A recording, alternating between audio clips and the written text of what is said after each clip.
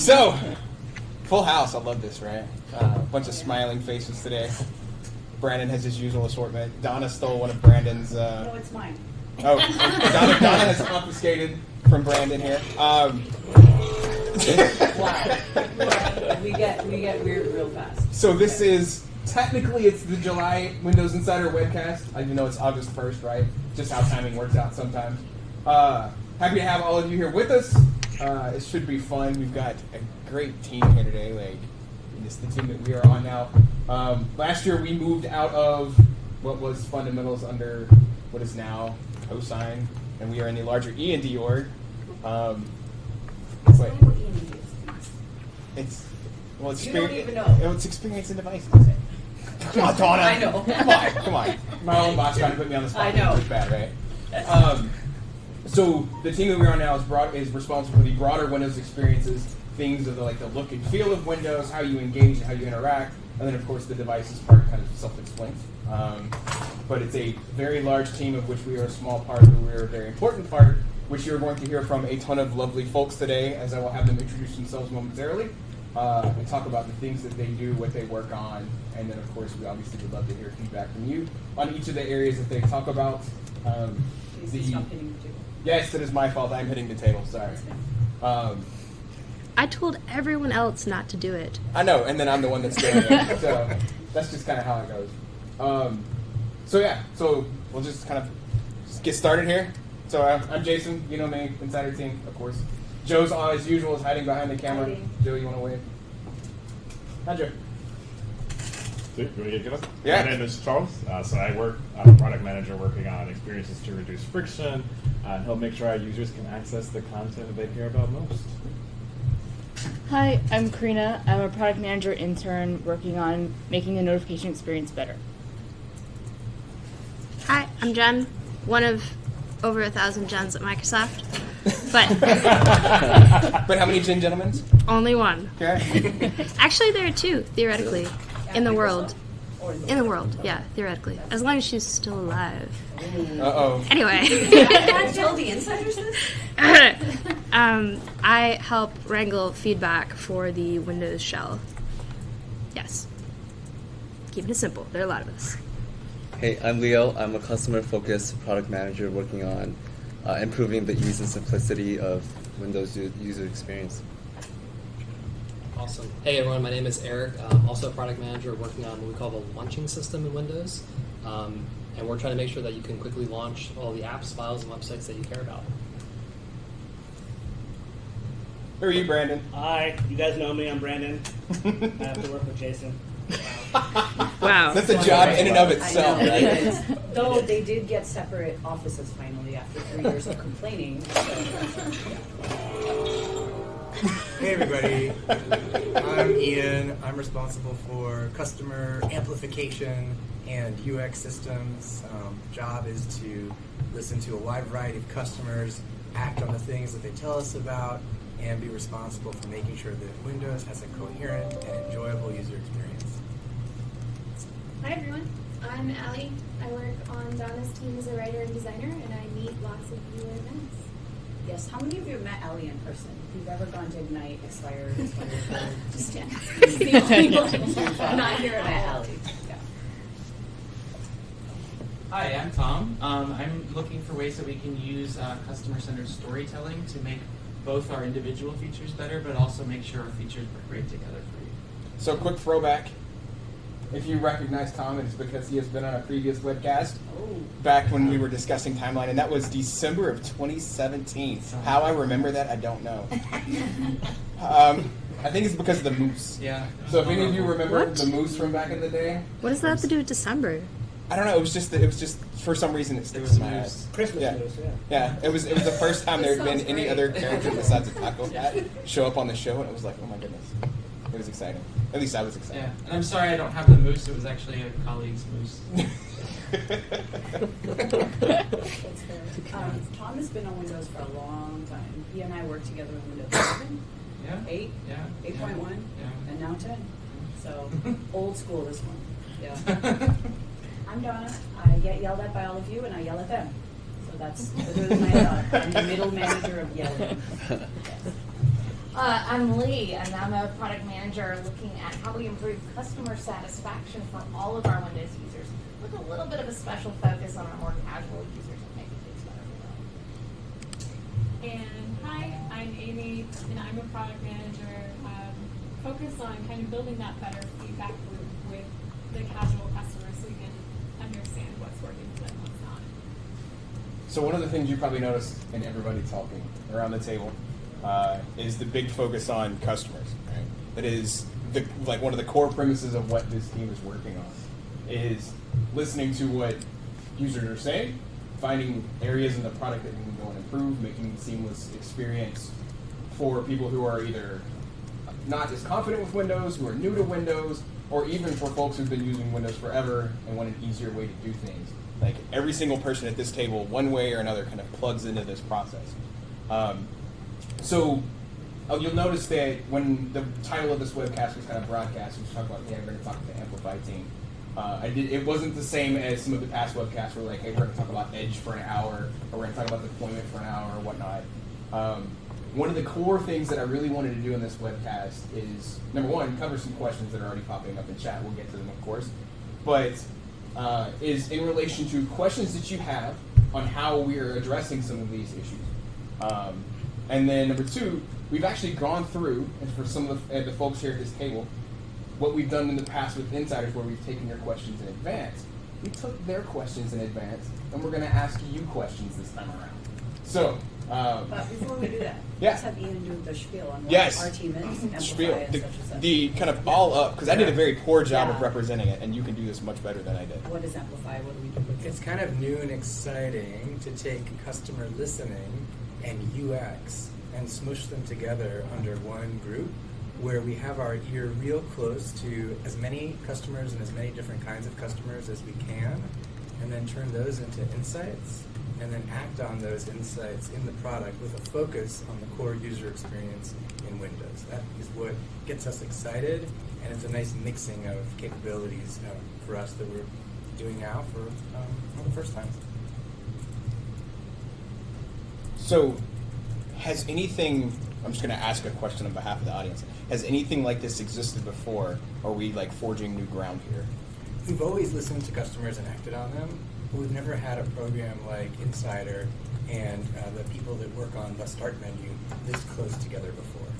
And that applies to many different types of user experience, whether it's notifications, even file explorers nearby. And to have all that product work happening so close to where the listening channels are, that's the exciting piece here. That's what's getting me up in the morning these days. And that's one of the reasons how we made it to the table today with you and with Insiders. So, after describing the team, there's obviously first steps that we're already taking, things that have shown up in the product in the recent past, things that are being worked on currently. Who wants to jump in and talk about something that's important that you're working on, that you want to make Insiders aware of? I'm totally putting you on the spot. Notifications? Yeah. I'm gonna put you on the spot. Okay. Uh-oh. Something that is hitting, I think, most of our 50% currently. 50% of our insider builds right now are improvements in controlling notifications. So just making it a lot easier in context to get to ways to tweak or control what notifications are you going to receive. So we know that being in control of noise and interruptions is super important to everybody. So we just want to make sure that that is as easy to do and control as possible. Another one that I think we're kind of close to here is the light theme. That's a highly recognizable one from the recent past, where we noticed that even though we know dark mode is all the rage, light theme was kind of missing as well. And at the same time, you can kind of deliver that stuff in a way that makes both the original dark stuff more coherent and still offer folks something new with light. This is true. The other one, and I think we talked about it at MVP Summit, and then we talked about it some more, was we know that all of you use Windows, and all of you know how to use Windows really well. But we want to make sure that the people in your lives who you support, whether that's your company, your mom's, dad's, or the neighborhood people you support, all the people who hit you up on forums and such, that they're able to use Windows the way they should be to do their jobs and live their lives. And if there's specific things they're not able to do, we want to know Ian and Cara on our team had come to MVP Summit and asked the MVPs for feedback from the people in your lives. Not necessarily from you, because you are highly technical people, but from the people in your lives, what are the things that they find difficult, and what can you do to make them better? So that's an ongoing thing that has always been the case, but we're being extremely explicit about that now. Other things we can talk about that we're working on that are interesting? It's not going to get us in trouble. That's not going to get us. That's the key thing. There's a bunch of stuff that is being worked on. I'm specifically looking across the table because there's something super awesome that is being worked on that I would love to talk about, but I don't get to talk about. Which isn't that like, it's like the best thing ever where you're like, hey, I know a secret and I can't tell you. It's totally what I'm doing right Jason. now. I know. I feel like I'm in high school again. You are. So without further ado, I actually want to jump into some of the questions here, right? So this is reverse Q&A time where I'm going to start pouring through some of these questions. So hopefully everybody in attendance is paying attention because this is where you're going to all pour in with your answers. So everybody's logged in and reading real time. So first up, question number 1. For any casual window user that you know, right? So this could be, like, I'll use my example, right? So like my mom, especially my sister, like my sister doesn't use technology in her job at all. I'll just tell everybody she's a prison guard, which is kind of interesting. So she doesn't sit at a computer all day. For casual users that you know, what is the biggest thing that frustrates them about Windows? So I'm going to wait for some answers to pop in. So this is where chat comes in.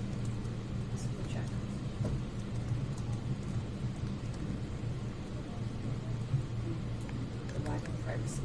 Interesting. Okay. Can you talk more about what that means? Yeah. Definitely share details on that. I would love to hear more. Sharing details would be helpful.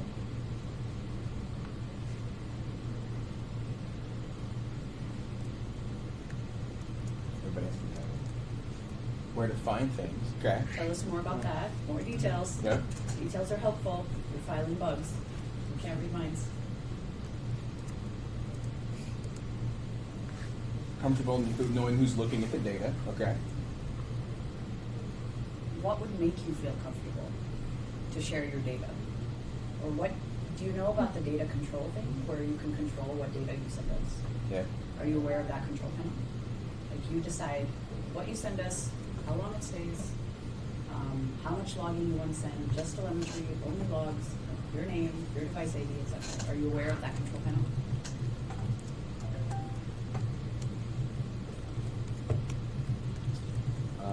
Updates that change some of my settings. Okay, interesting. For the updates that change your settings, would it be helpful if we tell you what setting changed, like did some sort of a notification? Or like how would you want to know about that?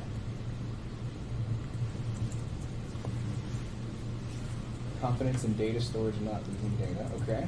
For the changing the settings one note would be, we've heard about an issue there, and the more feedback we get on the specific instances of which setting got changed through Feedback Hub and Insider builds, the better we can solve the problem. So just, that's obvious, but also worth saying out loud again. Yeah. Windows key getting stuck when playing games. Updates interrupting spouse work on computer. It's funny, we just heard that in stores, people not liking actually getting updates. The story. Yeah.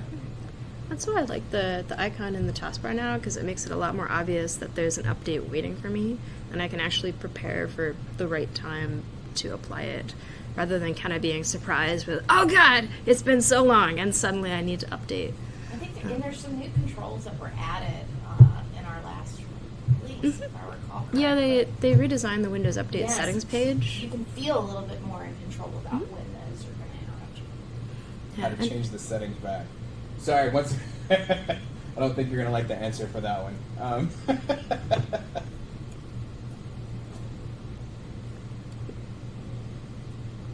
Is this you complaining about Edge beta and the 1 pixel border? Jez. Okay. It's Jez. Jez. Okay. I don't know how you all see these things, seriously. You have like superhuman eyesight. There was a good article about those kinds of things yesterday. Yes, there was. Superhuman eyesight of insiders. I mean, I know you guys probably already know this because we say it with every single webcast, but it really, really, really is important that you actually file the feedback through our official tracking system. We actually do review it constantly. These people. these people review it. And whenever we prioritize what to work on next, the first question that gets asked is how much feedback is there in this space. It's obviously not the only factor when it comes to prioritizing work, Sure. but it's a very important factor, Yeah. and it helps us make decisions. So one of the interesting comments that I kind of saw in here was the notifications that come out, not being able to change where those notifications display. Like, Well, that's great. it's an interesting commentary. And I guess that's- I'm so used to them just popping out in the same spot, right? It's part of the Routine, screen. but yeah. And so I Yeah. would say that is one of the feature requests that we're tracking in the Feedback Hub right now. Last I checked, it had about 1,000 upvotes, but if you guys want to add your voice, we would really, really appreciate it. I know there are a couple different use cases. One is to have it on top if you don't like that it interferes with interactions here. One is to have it on a different monitor. Again, we don't have any promises to share right now about if or when the feature would come, but if it's important to you, upvote the feature request. One thing that is available to you right now is that if you find that the notifications are distracting you, obviously you have the ability to turn on Focus Assist at any moment by right-clicking the Action Center button in the taskbar and turning it to Focus Assist. There are other ways, but that's a quick and dirty one if you just want to turn it on. In addition, you can actually right-click, you can middle-click any notification and it'll just disappear. You don't actually have to aim for the X or anything. So that's usually what I do. There you go. So Jumpy, you had a question, you had a comment. A casual user sometimes gets lost where their applications go or what is running. Do you mean on the taskbar? Like they're not sure what's open and what's not open? Or do you mean like they switched in some weird virtual desktop thing?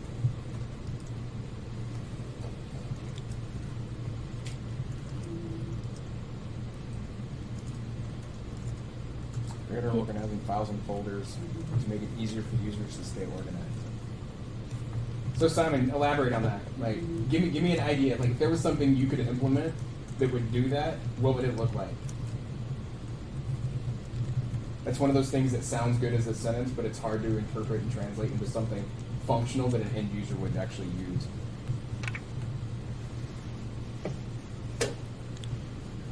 They don't know what the taskbar is and they open something over it and they're lost.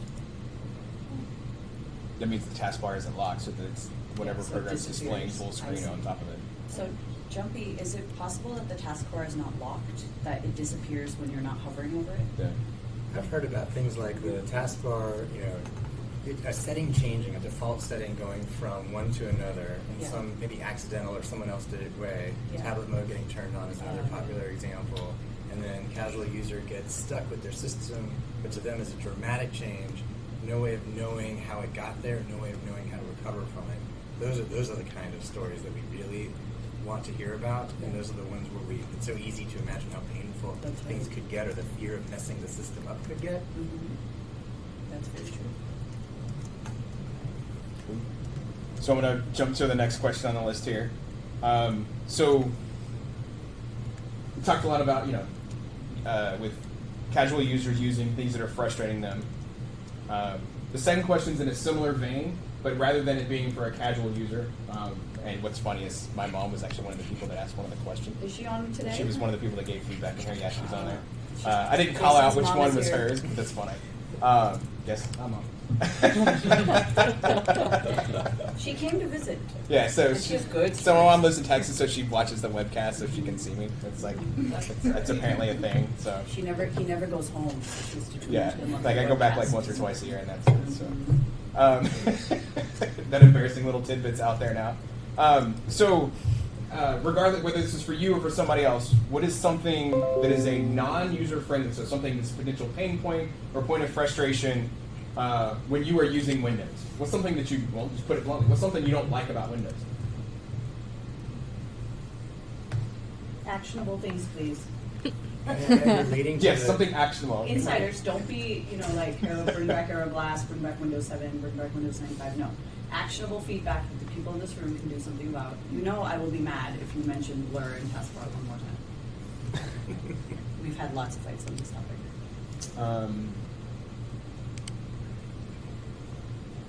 So Windows Central has an interesting point. I think you guys could learn some things from the Xbox game devs about letting people, informing regular folks about features rather than just the way we do through blogs. A regular person will probably never find you much longer. Some kind of tutorial would help with that stuff. Okay. It is worth checking out the Tips app. Even I learned some random stuff from there sometimes. And you're like, you work on Windows, how is it even possible?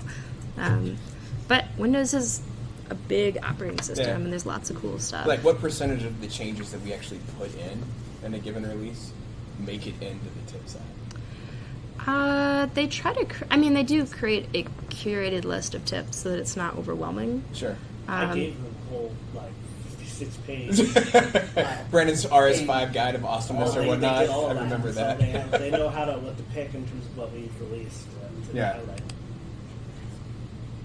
Oh, emoji picker on the taskbar. That's interesting. Okay.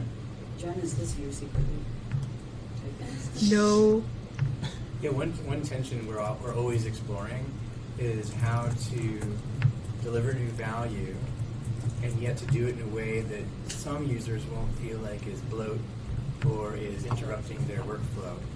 And just threading that needle of like, yep, it improved, yep, it has this new capability, yep, we cleaned this thing up, and then telling the customer about it in the right way, in the right location for the customer who wants to hear about such things is something we think a lot about, but we're always looking for feedback on how to improve our ability to thread that needle.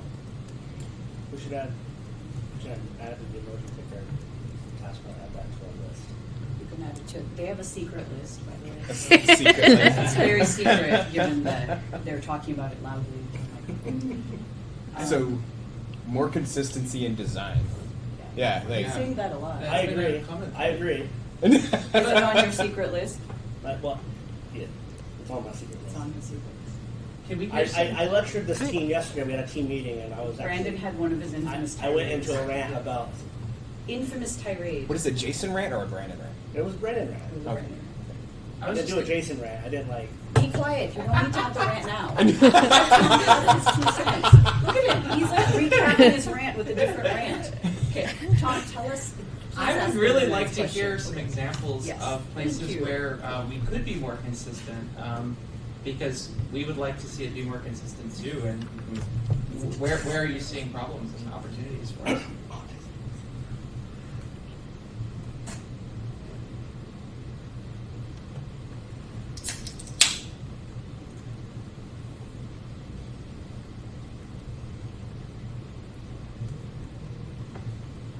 I realize it's just quiet time while I'm waiting. While we I'm just, read. it's just waiting for, for stuff to come they can in. be hams. Yes, what's funny is it's interesting being on the opposite side of the conversation for once. Because normally on Webcast, I sit here and it feels like I blather on for like an hour and a half, right, and talking to whoever I'm talking to. And this time I'm actually asking questions and like waiting for the responses to come back. And so. Control panels.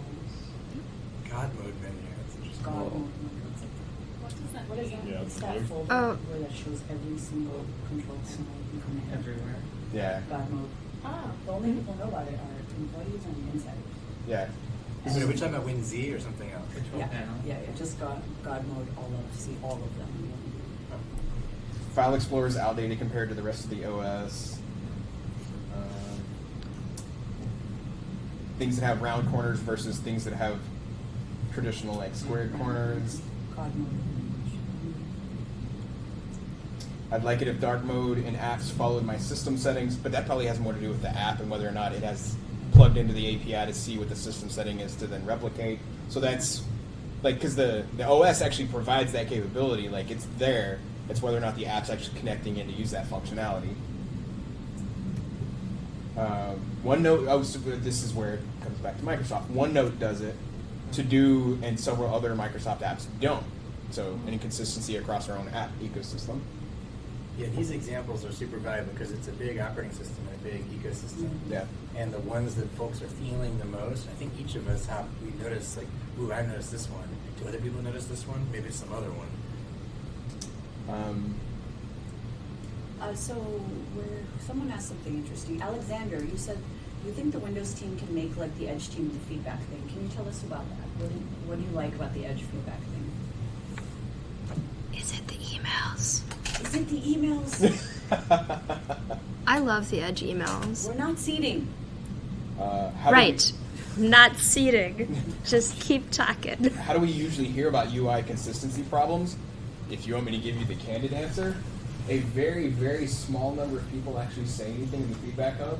We usually hear it randomly, either somebody saying something on the forum or asking a question on Twitter, or when we do feedback sessions like this. But it's like a feedback session like this where we are collectively taking notes and listening and doing things directly, obviously.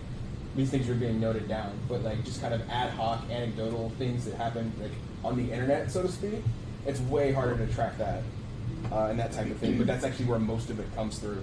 So Well, Jess has most a of good the one. specific examples. Yeah. To be clear, So we Jess have has a good one in Windows bigger Central. trainings. I think it would be cool if a visual aid popped up when you hold down the Windows key, showing you what shortcuts you can access, like opening a radial menu in a video game. It's like Visual Studio 2, right? Like what is it called? Like all of the functions available in the class. That's interesting. Oops. All inbox apps need design oversight to force consistency and adhere to general design rules. I saw some asked some comments about control panel and Yes. settings. Like I'm curious, Yes. like what control panel options people are using the most. That's true. kind That's a of good getting option. you in That's a there. good question. Well, one example is you still, to some extent, you still have to go there to uninstall some of the like one of the two apps. So Yeah. there's the uninstall, and then like updates. If you have to want to install like a cumulative update, you also go to control panel. Those are the top two that I know we have to actually tell people to go to do because there's no element of that in the settings app. So I think there is a lot of feedback we do get about working more to like eliminate one or move to one direction rather than continue to sustain two of them. I mean, the idea, this is where, again, we need feedback if this isn't true. The idea is at this point that, the vast majority of things that you need to do in Control Panel are either ported into settings or are when you click something in the newer settings app that it evokes just that page of the Control Panel to accomplish the task. And it does, but I think it goes to some of the feedback we're getting about the inconsistency, where you have this new settings app and all of a sudden this old school sound settings comes up. I think that plays into the consistency. So Zach has offered to send you his giant list of Windows UI inconsistencies for whoever's interested. Thank you. So, like, Zach really wants that. I'm interested, Bowden? Zach. Yeah. You can email it to Zach me. Bowden, you have my email. Send them to me. Like, this is. I like how you're hoarding them under your couch. I'm What are keeping you- this what are you long planning to secret do with list it? of things that I want to complain about at some point in time and not sharing with Microsoft so they can fix them. Really? We can't read Come your on. mind. Send the list to Jason and yell at him. Yeah. Kerm says context menus are wildly inconsistent. Can you give me 2 examples of context menus? Like, give me one that you like and one that doesn't match. Like, actually, like the details of where to find them so I can actually compare them. This one we know about this one. Yeah. We actually, when Okay. we were working on 10, there's like a fun story. We knew this was possible because of the 10 UX looking new and different. And so we went through all the context menus and from all the different eras using all the different technologies and tried as hard as we could. I don't know if people noticed this, but we did change even some of the old common styles, colorations to try and get to be as 10 as possible. I think we know from the tweets on this that happened since that for many folks that wasn't enough. But trying to at least get on a per framework basis some coherence across the whole family is something that we have looked at in the past, and we know it continues to be a known issue.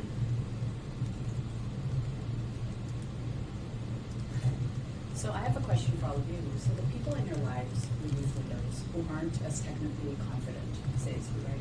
They don't know how to, muck around with the registry and all the things that you all do despite us telling you not to. Think about the people that would ask you to set up their wireless network for Exactly. them. Think Like about that kind of person. People who would need help setting up the router in the house. Yeah. So think about that kind of person. How do they ever send feedback on things? Not necessarily Windows, because we assume they don't send feedback. But how would they send feedback on a phone or like a car, or refrigerator, or anything else in their life? Like, what is the way that they communicate feedback? We know it's a lot of channels, but we're trying to make sure that we're able to hear feedback from people who aren't the most technical people in the world. Social media. They go straight to Twitter to complain. Go straight to Twitter to complain. I can validate that point. Yeah. Summarized, as I, as a Windows insider, am a proxy for those people. People tell me the things they don't like.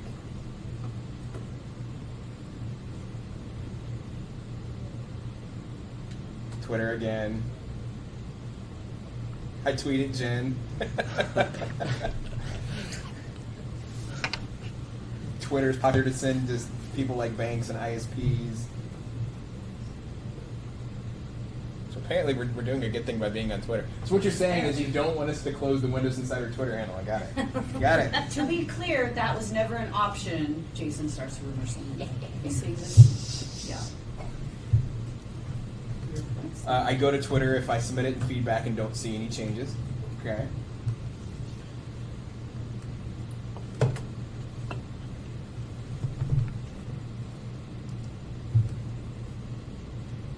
It sounds like social media has become the spot to go and. I mean, it's the same talk. On Facebook. Some of the products that I follow on Facebook, like people just go to their pages. A lot of comments are people expressing or submitting feedback, so to speak. So I see that on a lot on social media. Tech sites. Forums are often places people go, but usually the relevant company doesn't monitor their own forum.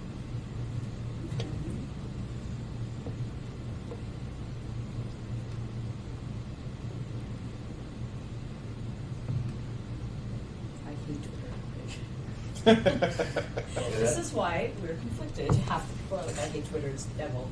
The other half are like, it's the only way I get.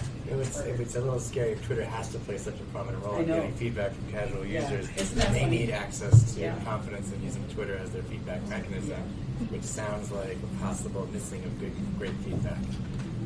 I mean, Twitter is nice for feedback. I mean, Twitter and Reddit are nice for feedback because you can share screenshots together. You can kind of have a conversation. Obviously, the catch of particularly Twitter is that in order for me or any of us to see random feedback from someone we're not following, the feedback has to use relevant words that we might be looking for in social media. And not only that, but relevant words that are not noisy. So, for example, if I just search Twitter for timeline, I get all sorts of stuff because Twitter itself has a concept of timeline. And any sort of if I were to narrow my search by Windows 10 timeline, now probably not everyone is going to use the full name qualifier to make it nice and neat for Jen to find when they're reporting. But doesn't that problem exist across the board in all elements of social media? I mean, Sorry, what? Doesn't that problem expand not just Twitter but across social media in general? I mean, even in Reddit, when I search just Reddit's timeline, a little easier. I get if only Marvel because timeline, Star Trek timeline, Windows timeline. But within Reddit, at least, I have the option of saying, show me only the results in the Windows 10 or Windows subreddit. And agreeably, sometimes we show up on other subreddits. For example, I like to keep an eye on our software gore. But so again, you'd have that kind of problem. But at least if you're hanging out in the Windows 10 subreddit and you search for touch keyboard, I mean, they're probably going to be talking about the Windows 10 touch keyboard and not some other one. So I wish there's a there were a balance. way to automatically record friend and family diatribes and vents about something that they had, or even things that they love, but to just capture that stuff, because there's so much that happens between someone who's an expert computer user and someone who isn't. There are more people who aren't than who are, and to somehow get access to what people tell all of us, Microsoft employees and beyond, would be incredible. And someone to actually collate everything and like bucketize it so that it's actually, can actually go through all of it. All right, so I'm going to jump to the next question on the list here. So we're going to uplift a little bit, right? It's like, hey, things that frustrate you about Windows, right? So what aspects of Windows have contributed to you continuing to use Windows? Are there any features or things in the OS that may have wanted... Yeah, why do you keep using Windows? I'll just summarize the question that way. And with a note saying, as of Monday, sorry, I used to have a watch, now I have a gesture. As of Monday, Windows 10 is now 10 years, oh my god, Windows 10 is now 4 years old. July 2019 was when Windows 10 build 10.240 first shipped to market. And it was a very, very exciting period of time. I don't know if you guys remember the first set of features that were part of that wave. I believe there was Snap Assist, there was virtual desktops, there was tablet mode, there was Cortana. Mm-hmm. I remember that announcement. That was a good announcement. What's funny, the things you were saying are some of the reasons people keep using Windows, is what's coming in right now. So, stable, it's the most reliable version, tiles, gaming, Cortana and live tiles, speed and stability, gaming again, availability of some softwares that only work on Windows. Things have changed a lot since early Insider builds. Yes, they have. Yes, they have.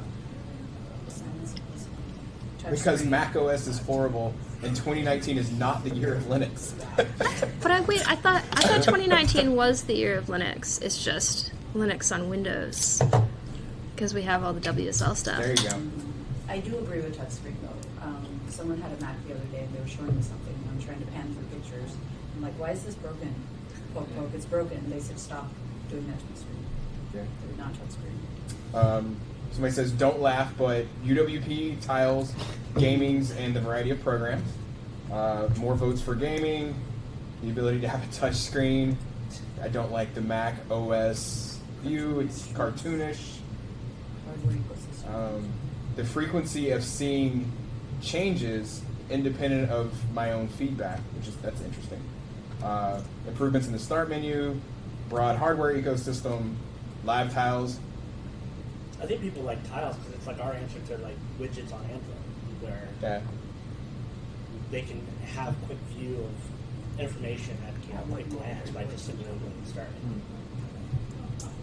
It was easy to jump to Windows 10 from Windows 7 because the familiarity of the experience, which is funny, we just heard that in the store that we did. So we pre-gamed. We went to the store, the Microsoft store across Yeah. the street, and we asked the technicians, what are the top things that folks from retail, because most of you won't go into the store, that when you have an issue, you'll just fix it. But many, many people who don't have an insider in their life will go into a Microsoft store and talk to the store folks. So this feedback is similar to what we're seeing. They did say something really interesting, that they used to have how many issues a week or a day? Hundreds? 90 a day, and now they're down to like 30 a day. So they said things have just gotten better in the last like 2 years, which was really, really relevant. He said, "You're putting us out of work," which was news. That was news. Someone's also delighted and I'm pleasantly surprised that they got an update for their Surface RT just yesterday. What? Oh, wow. What? That is I missed that Good to comment. know. awesome. Wow. So I'm gonna actually. Has anybody in this room? Because I know everybody has worked on random things across time. Has anybody in here ever worked on tablet mode? So now, Yeah. oh, okay.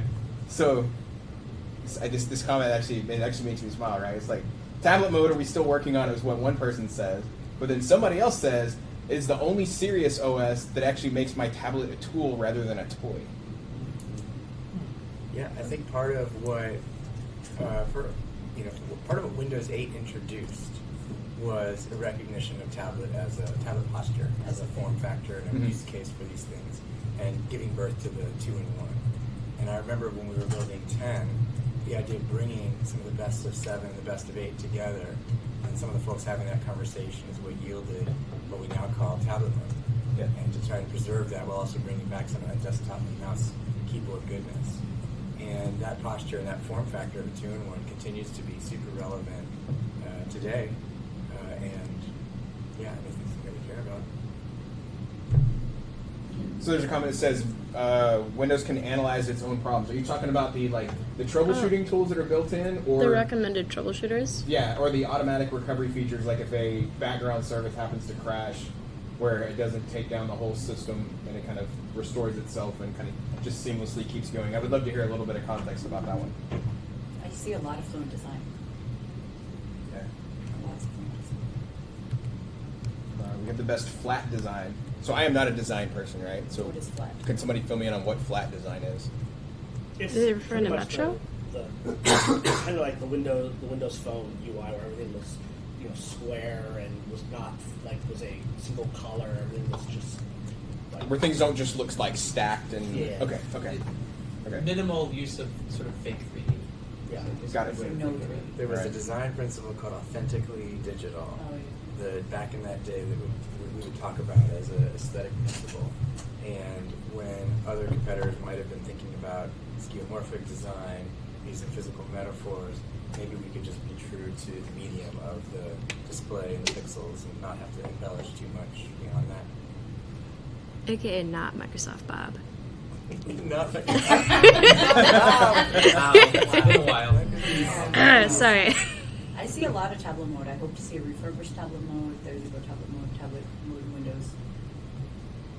I'd love to know more about that. Like Yeah, what let's talk about folks like tablet mode. love about it, and what it might be. Ask them. Yeah, go for it. Yeah, ask them. Take the Yeah. floor. This So- is so- Leah's questions about tablet mode. Yeah, I just would love to know, like, Yeah. like when do you find it most useful? Like, is it when you're laying back on your couch? Is it when you're writing something on your tablet? I just think knowing more about both those frustrations and just where we've really gotten it right would be awesome. Yeah.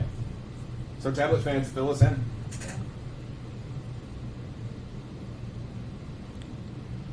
So I gotta say, I'll say this while we're waiting for this. It's really interesting, like being in what is like a bit of a vulnerable position, where you just kind of open the floor and ask people to give you very constructive feedback. I gotta say, like, y'all are doing a great job and being very candid but polite about this without like completely thrashing us. So thank you. Thank you. Like it can be tricky navigating the slime, but y'all are being awesome about this, and that's another reason that I love Insiders, because y'all have a lot of feedback to give. I don't know if you just saw, someone said that they do sound checks, and they use tablet mode, like they take their 2-in-1 for the sound checks. Yeah.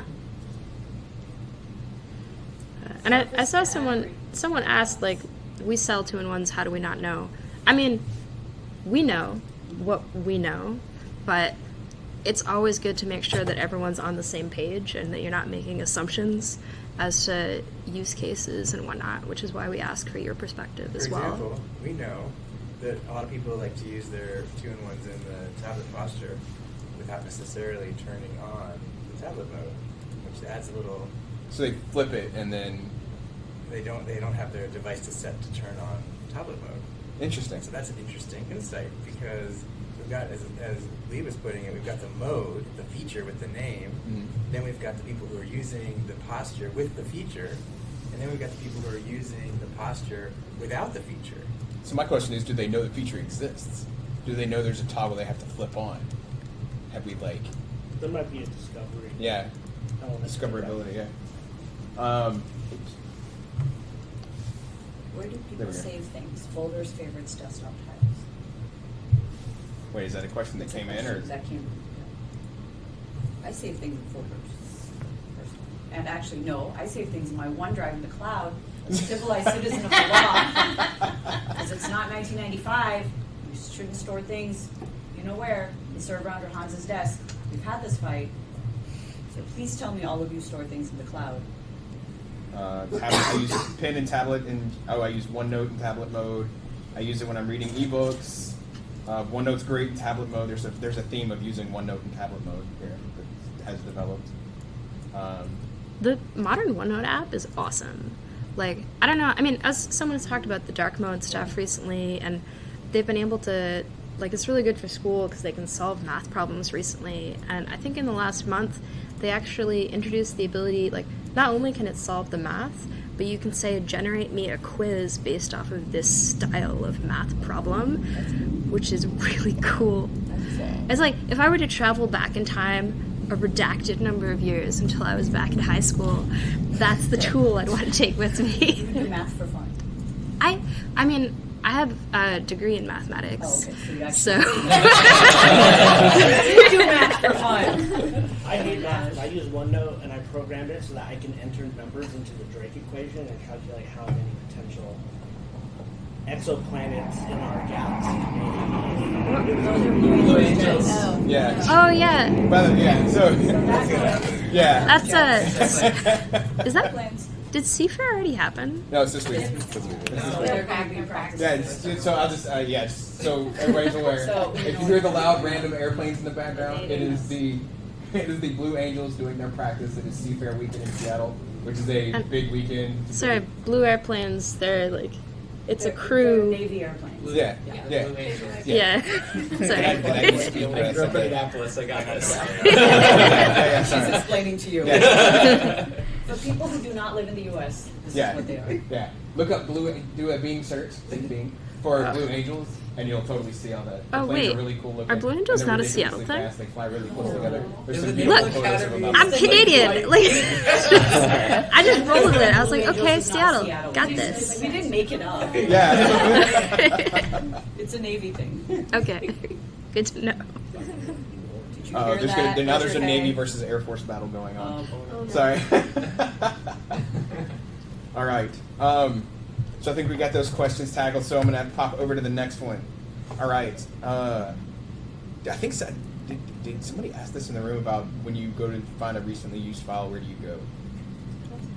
Okay. Yeah. So let me properly ask the question. I Properly think I heard ask. it, but I'm gonna properly ask it. Questions are not striking. When you need to open a recently used file on your computer, how do you decide where to look for that file, given that it's possible to open it in different ways or different places?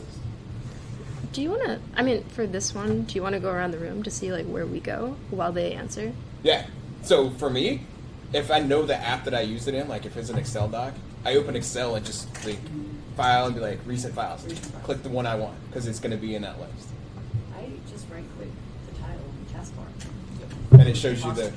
See? I go to search and like if it's an Excel, start type in Excel and it shows me the recent files right I do there. the same thing. I right click on the taskbar icon, like for Word and Excel, Uh-huh. and then I use the quick access and File Explorer all the time. Yeah, like the desktop is just a dumping ground of files for me. And I use the quick access almost exclusively. Sounds like I don't close files. Oh. Vivek, you have not said it word this entire webcast. Where do you go Where do you to find open your last recently used movie files? Search. You just go type Type the file. File Explorer search or taskbar search? taskbar search, okay? Do you remember the name of your file? I was gonna say.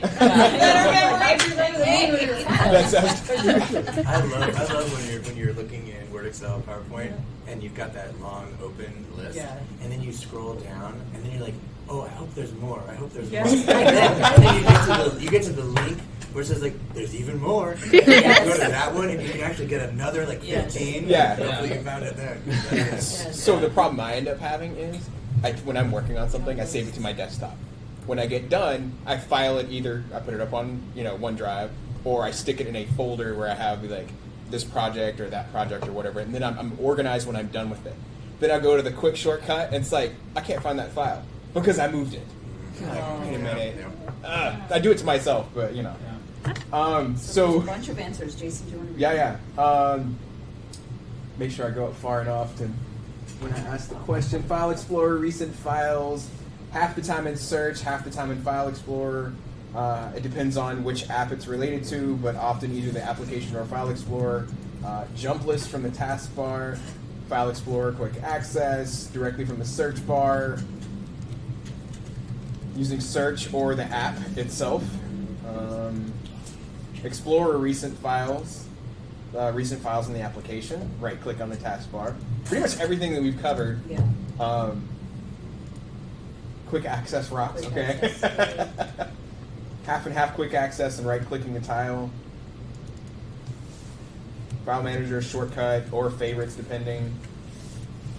File Explorer search, File Explorer quick access.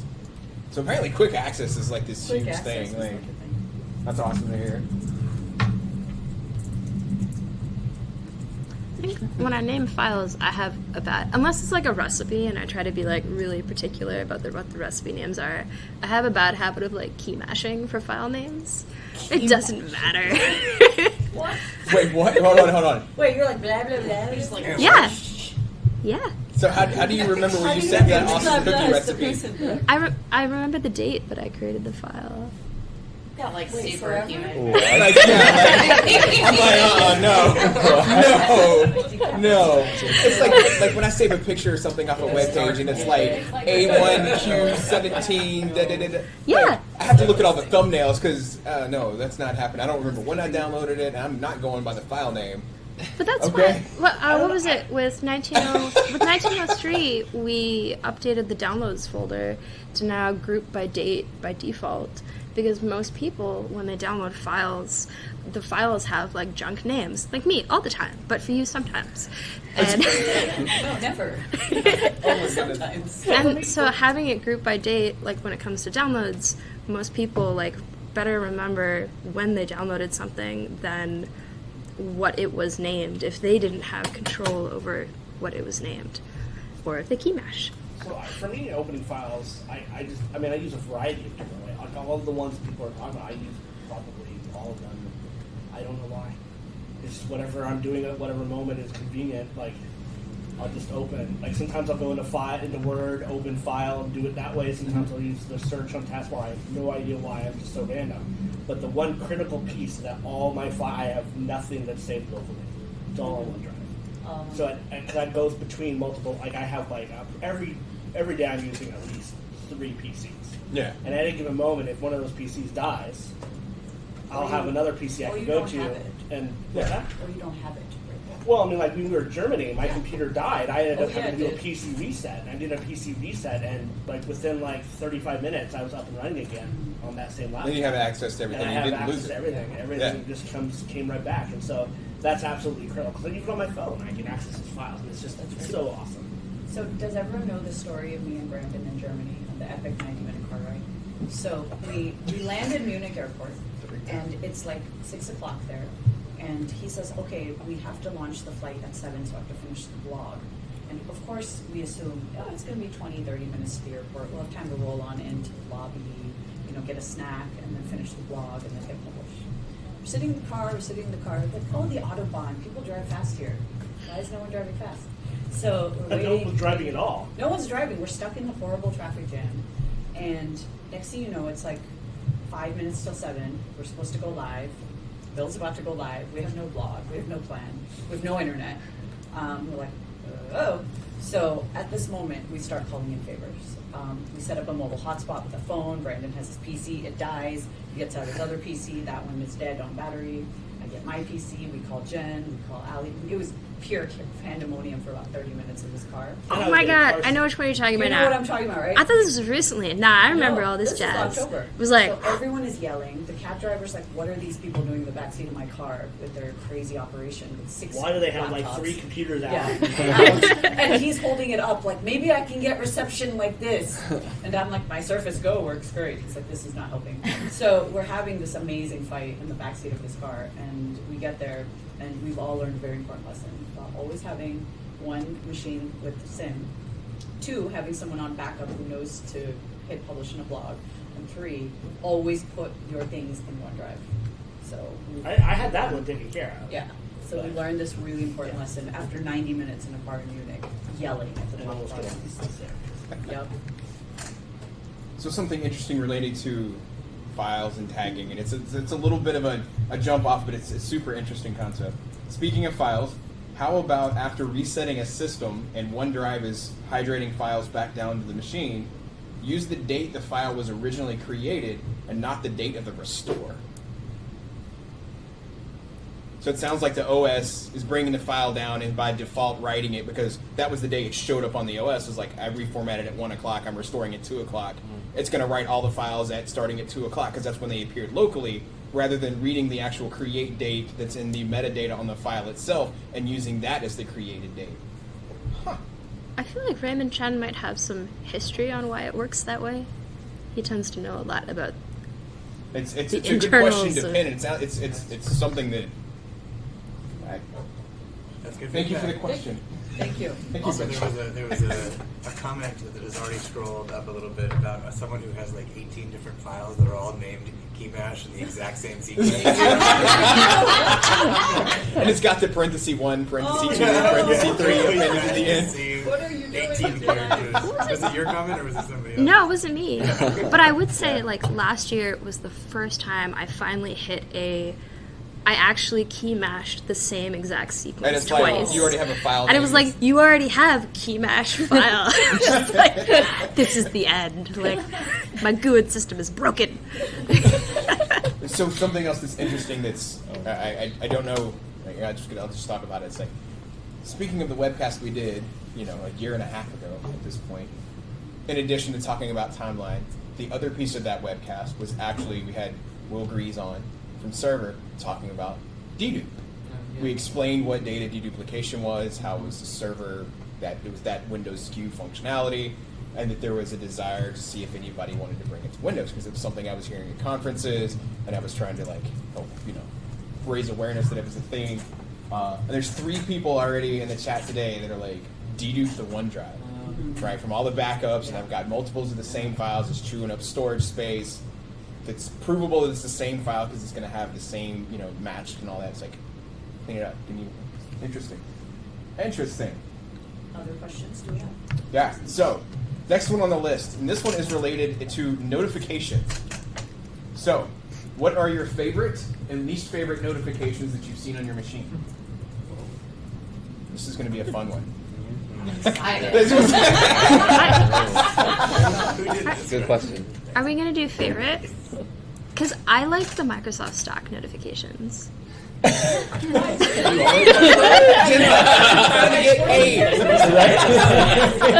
In recent years. Yeah. The ones. Your Sorry. favorite and least favorite. Yeah. Like notifications. So, Least favorite, okay. So, as you can tell by the reaction when I asked the question, right, there are some folks around the table who are very invested in the notification system. Yes. And they want them to be relevant and Yes. timely, attention-getting, but not intrusive on your workflow, so that they are a help rather than a hindrance or an annoyance. Did I sum that up fairly well? You did a perfect job, Jason. Whoever wrote the question should confirm that it's the way they want it. That's Yeah. So I don't know who wrote the question. I wrote the question. Did I sum it up correctly? Yeah. Yes. At least close? Yes. You did a good job. Okay. All right. Go. Everyone's favorites. Oh, they're coming in. System scanned, nothing bad was found. Is the favorite.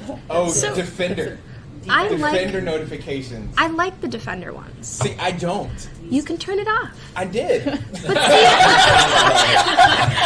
For me, like, I've never gotten a virus ever. Is this real wood? Because I'm knocking at it. Like, Nobody's going to yell at you about the table again. I've never got a virus, and so if I didn't get the notification once a week that I'm safe, then I would never know that my virus scanner was actually working. So that's why I like that particular one. I know some people don't like it, and that's why there's the option to turn it off. But that's why I keep that one enabled. I do, however, viciously say deny for any single website that asks me to show notifications. My least favorite notification is the one that I've already seen on my other 7 machines. That's the one. Yeah. Yep. So this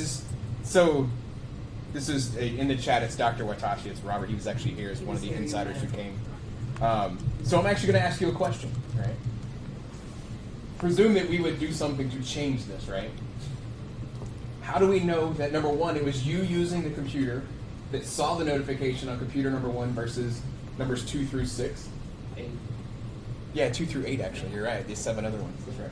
On all, Please, focus. We'll just say numbers 2 through N, right? We'll go algebraic. Yeah. And like the relevancy of it, right? Is it the same exact notification? Is it a nuanced notification? Like, how would you architect something like this? This is where I like getting ideas. So give me some ideas on how you would architect this to make sure that it was the same person and that it's the exact same notification. I'd like to hear that feedback. Somebody else here, I keep all notifications off if I can. I only like finding the one that's saying my system was scanned and nothing bad was found, so that somebody else who likes the Defender notification. I don't like seeing that OneDrive is not syncing due to battery saver mode. Well, that's an actual. I mean, That's a coded in functionality to make sure we're not chewing the rest of your battery trying to drop files. So that you that can one keep just working. makes me They- mad because that's- like, I gotta go get the plug now for my computer. That's like when my screen gets dim. Like, I don't know why. Somebody said news flashes for important things, not everything. So dance it out, yo. What is Tell important? me, yeah. What are the things that you think are important that You could also dance it out, yo. Yeah. Is that an expression? I've never heard it. Dance it out, yo. Being told to please reboot to take an update after the system has just rebooted from an update. That just sounds like a bug. That genuinely sounds like a bug. Someone asked on the thread if they could have a setting to show notifications for a longer period of time. And there is one. How do you do that? You go to type in to your favorite search box, look at the taskbar, ease of access settings. That'll open up the display settings. If you scroll on down to show notifications for, by default it's 5 seconds, but you can set that for a longer period of time. It's up to 10.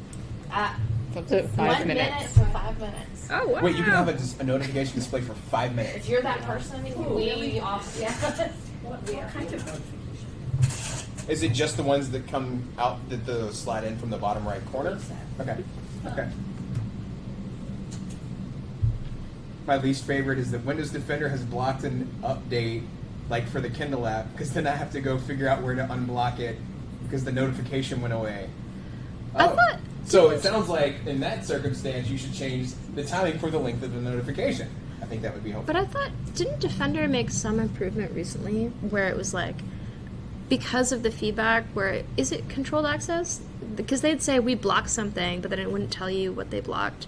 And they made an update so that in Defender, it actually showed you a list of recently blocked stuff.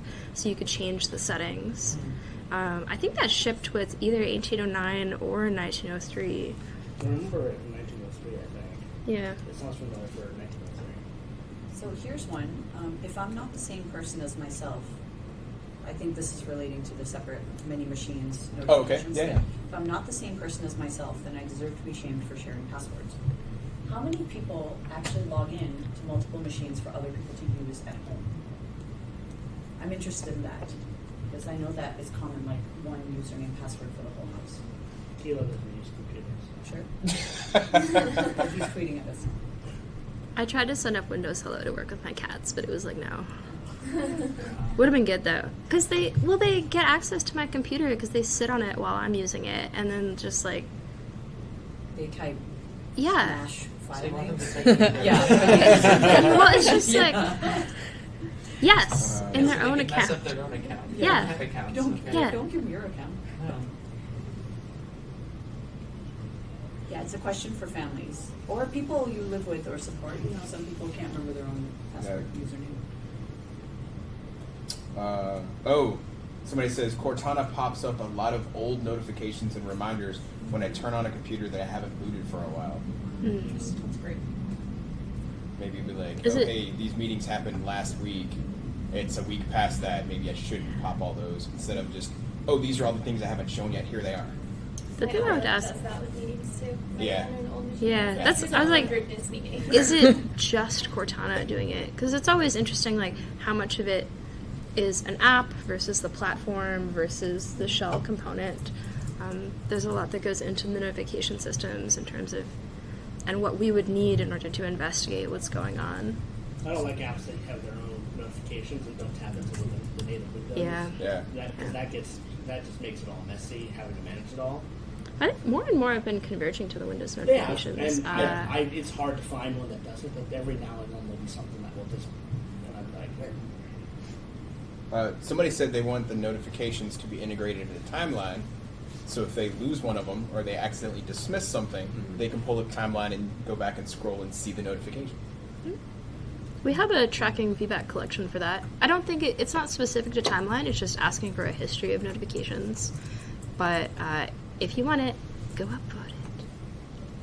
Someone is actually danced it out yoga. Is it? we had breaking news. Like, I'm a news junkie. I like to be on top of the news stuff, and so breaking news. Like I have the app, the Amazon News app configured for On that. the actual breaking news thing. Yeah. Yeah. All right. So I had one more question. On that. Yeah, go for it. Please. Do we have anyone on the call who's like legitimately just turned off all notifications, and they tell us a little bit more about what made them make that decision? yeah.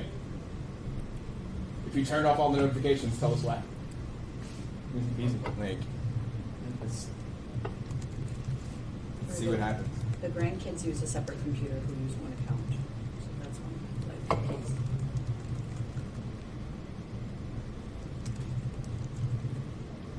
Wait. Funny, people are talking about a couple other random bug things, and I'm trying to like make mental notes of this. The good thing is because the webcast it's like recorded. We have a live stream.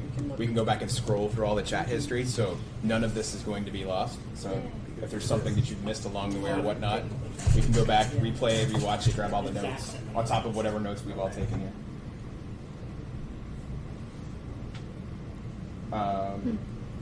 Is that so? I see Justiful One mentions getting notification spam after alt tabbing.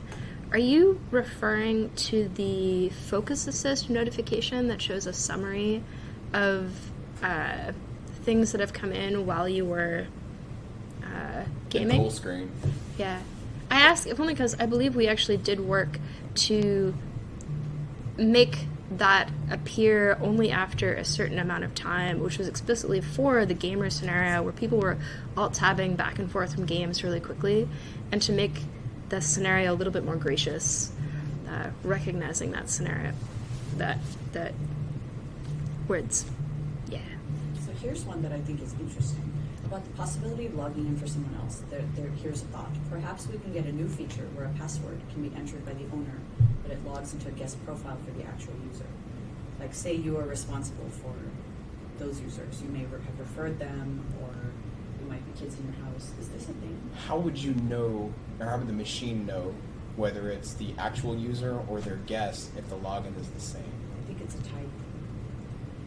You might go into a family account. Yeah, like Donna's responsible for these. And if you enter a certain code, it brings up a certain profile.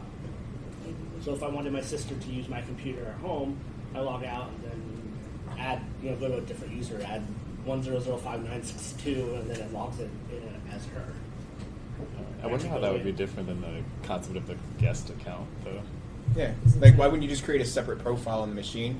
Where, because I realize I'm going to Windows 7 for a moment, right? But if you had multiple accounts, you go to the login screen. It's got the little, rounded edge cubes. It's like, Jason, Brandon, Donna. You just click that, and then Rounded jump in edge from there. cubes. You mean circles? No. Instead of being squares, they were. Oh, They okay. were squircles. Squircle. It's like squirrels, but squircles. I didn't know how to describe it like that. Rounded edge squares. Intune for home. Yeah, it's kind of like, that's what I was thinking, like Intune for home, kind of. No? Okay. No, that wasn't my password. That number, I just randomly generated that out of my head. Good job. Good luck. Okay, so we have 15 minutes left, Yeah. and the lovely folks in this room have homework assignments for all of Yeah, so the other half of things that we tasked the fine folks around the table is obviously questions that they would love for insiders to go through and answer. This has been a fantastic Q&A type session. Like, this feedback is invaluable. On the flip side, however, there are things that folks around this table are working on. Features, functionality, all the above. Or stuff they have worked on. Yeah, that they would like to offer encouragement for Winsiders to Winsiders. I just crammed those two words together. Wow. Yeah. I don't think I've ever done that on the webcast. We call them this all the time. So I know, anyways, right? Yeah. They would love Windows Insiders to go and peruse, use, take a peek at. If it's something you've never used before, give it a shot for the first time. If it's something you love, make sure that you've covered whatever scenarios. So I'm going to read through this list and call these things out. So first up, related to notifications, we want to continue to hear from anybody about notifications that seem confusing, unnecessary, or notifications that show up at the wrong time. With specific examples. Yes, with Please be specific examples. specific. Yeah. Screenshots are great too. Of course, this is in the vein of helping us stop unwanted interruptions for you and others that use Windows. So next up, when you think of people in your life that are not insiders, that come to you for help with their computers, what comes to mind first when you think about... Oh, there's 2 questions here. Sorry, I'm repeating myself. My bad. I jumped on the wrong line. There's another request to give lots of feedback relating to Windows notifications. It's a very common thing with this team. And the relevant folks immediately start laughing. That's what I'm calling you out or anything, right? Hey, They're totally Jason. ratting themselves out right now. Dr. Watashi asked if they should hashtag them Winsider homework.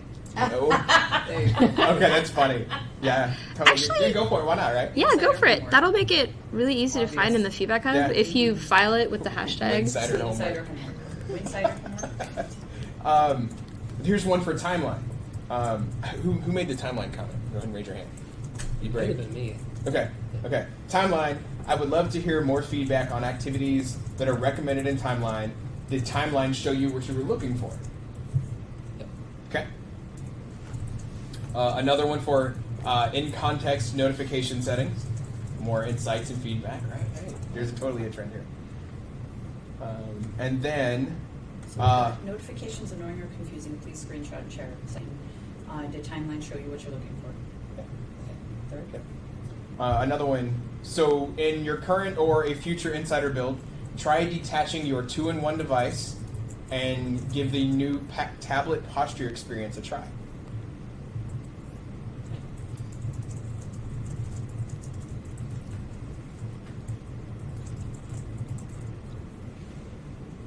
And then the one that's on here that I think was supposed to be related, I'm actually going to spin it into a homework item, right? So as people come to you in the future, right, that are requesting help with specific things in Windows, one of the things, and this is actually going to give me homework, right, because I need to have a good place to consolidate the feedback. So it sounds like I should go through and create a spot. And I'll probably do it in the answers forum to give folks a place to come in and post that anytime somebody's asking you for help, right? So somebody that is not as familiar or well-versed in Windows as you all are, and they're asking you for assistance with something, doing something, setting up a network or connecting a Bluetooth device, connecting a wireless printer, the whole list is endless, of course. A place where you can give us notifications or tell us those requests that you've received so that we can kind of make a tracking list of it so we can kind of highlight where some of those hot points are. So it gives us kind of a good idea of things that we should be focused on to help drive improvements in those areas. So I've got a little bit of homework. I'll take care of this and do some announcement and share that out broadly because I think it's a good thing for us to kind of start tracking some of that. And we're working on formalizing something. Yeah. Like, I realize I'm just spitballing and kind of brainstorming on the fly here, Right but now, it's we're just like, if people who are less technical report issues to you, send them to Jason. yeah. And I'll create a kind of a coordinated way of pulling these things We'll figure together. out an organized way to do this. Yeah. Jason will figure out an organized way to do this. Yeah. See, I just gave myself homework, and everybody's listening, so now I don't get to get out of this one.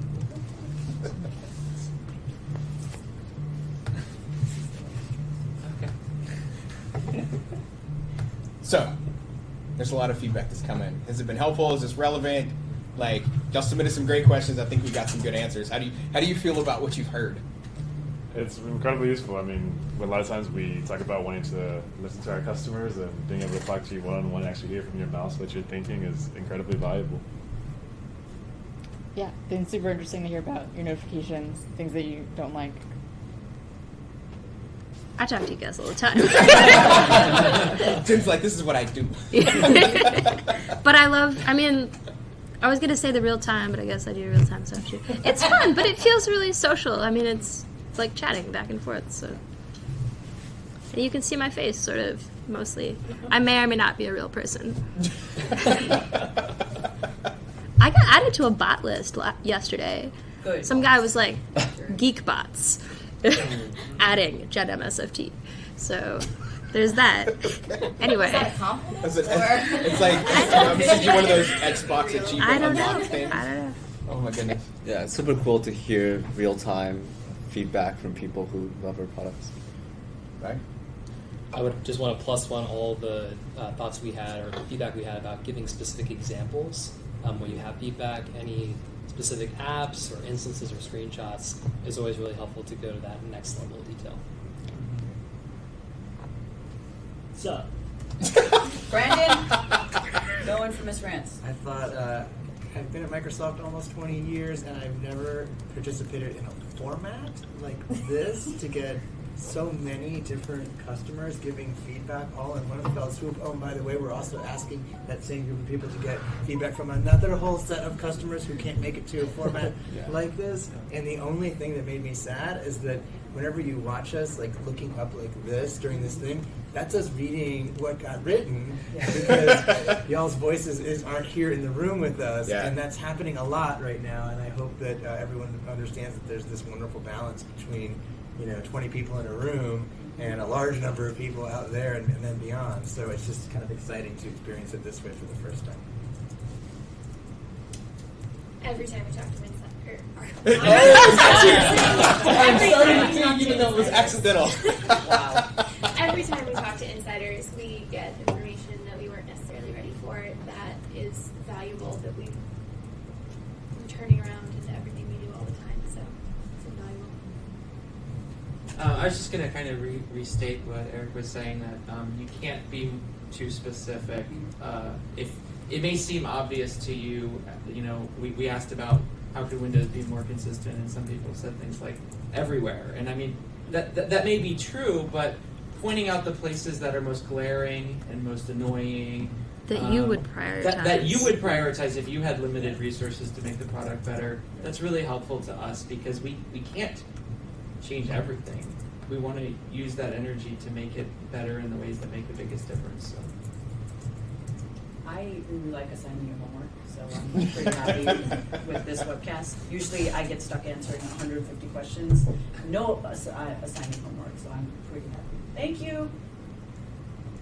It's just great to hear specific stories about problems or issues you're experiencing. I mean, we see things like we hear numbers of upvotes, but having kind of a real human story behind that, I think I'll speak for, it motivates me to kind of make that change happen. So thank you. Yeah, just echoing that, I really appreciate seeing all the feedback that feels so real. Like the specific examples, oh, I hate Teams notifications or whatever, that. It's just nice to have that human connection, whether you're talking about something that you love or that you want us to build on or something that we can do better. It just makes me more passionate about building better products and making changes. So. Good.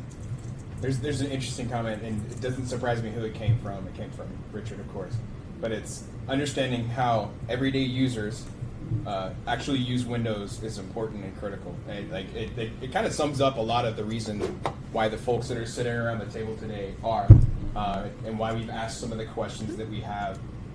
It really surrounds that point because the insiders that participate in the program, and those of you that listen to the podcast and come and join us here on Webcast, right? You tend to be some of the cutting edge folks that know lots of things. You're the reason that people come to you and ask questions because you have a long-standing knowledge base. You use Windows day in and day out. You tend to be that subject matter expert that people rely upon. And so getting some of this feedback from you and having you represent the voice of people that come and engage with you, you're representing a much bigger population than just yourself, right? So it's the thing that Donna has said a million times, right? The insiders are the millions that represent the billions. And it's absolutely true. So, for the questions where you were speaking specifically about your own experiences today, right? Absolutely helpful.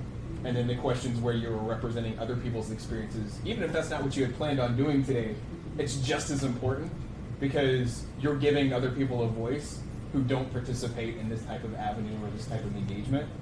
So knowing what they've said and you helping represent that, it's fantastic. And so we definitely appreciate you having done that. Since this whole webcast has been pretty much Q&A, we're down to the last few minutes here.